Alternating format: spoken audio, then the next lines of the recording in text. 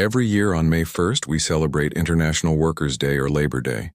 It's a day to remember the struggles workers have faced and the rights they have won. It's a day for parades and parties in many countries around the world. But do you know why we celebrate it on this date? Hi and welcome to my channel. Today we're going to learn about Mayday. Many countries around the world celebrate May 1st as a holiday.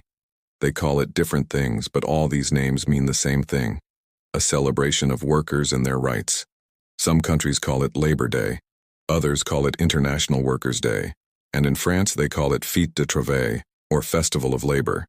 No matter what you call it, everyone who works celebrates on May 1st. But why do we choose this day to celebrate workers? Why not say July or October?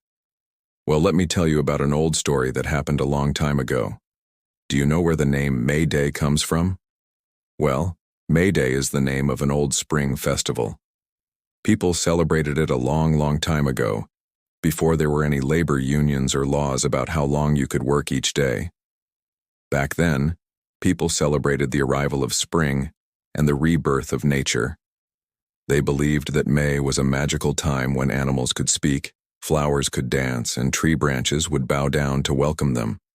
So every year when May arrived, people would go out into the countryside and find a flower or a green leaf as a symbol of new life. They would put these symbols on their doors and their windows to show that spring had come again. This was the tradition of May Day. But during the 1800s, something new happened.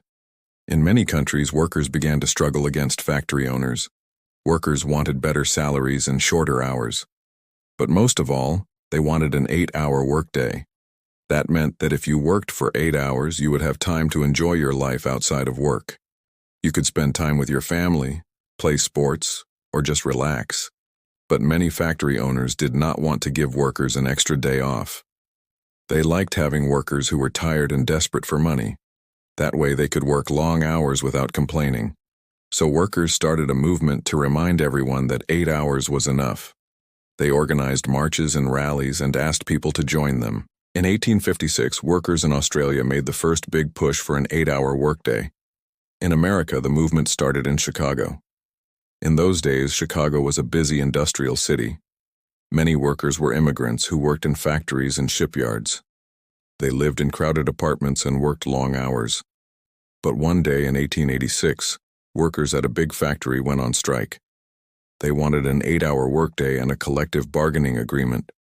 But the factory owner did not want to talk. He told the workers to go back to work or find another job. Then he hired some tough men to keep the factory safe. They were called strikebreakers. On May 1st, workers decided to march on the factory. They wanted to ask the owner to change his mind. But the strikebreakers attacked the workers and killed several of them. To get revenge, workers went on a rampage and killed 7 policemen. Later, they were put on trial. Most of them were innocent, but they did not get fair trials. 8 men were sentenced to death.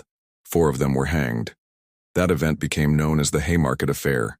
After this event, workers' groups decided to use May 1st as a symbol of their fight for rights. On May 1st, 1889, a group called the Second International asked workers all over the world to take part in demonstrations and protests. They demanded an 8-hour workday, an end to child labor, and the right to join a labor union. Soon, millions of workers were celebrating May 1st in many different countries. Now, May Day is still a holiday in many places. In some countries like China and the former Soviet Union, you can see big parades with flags and marches by workers. These parades often include traditional dances and music too. But in places like the United States, Puritan leaders did not approve of celebrations. So May Day became a minor holiday. Only a few people celebrated with dances around a maypole. In 1933, Germany recognized May Day as an official holiday.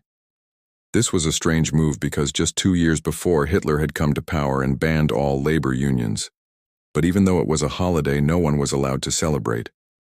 After the fall of the Soviet Union, large-scale May Day celebrations stopped in Eastern Europe. But people still celebrate May Day in many parts of the world. In some places, people celebrate with parties and dancing. In others, people use May Day to show their support for workers. There are marches, rallies, and demonstrations. Many people think that May Day should be a day for everyone to enjoy.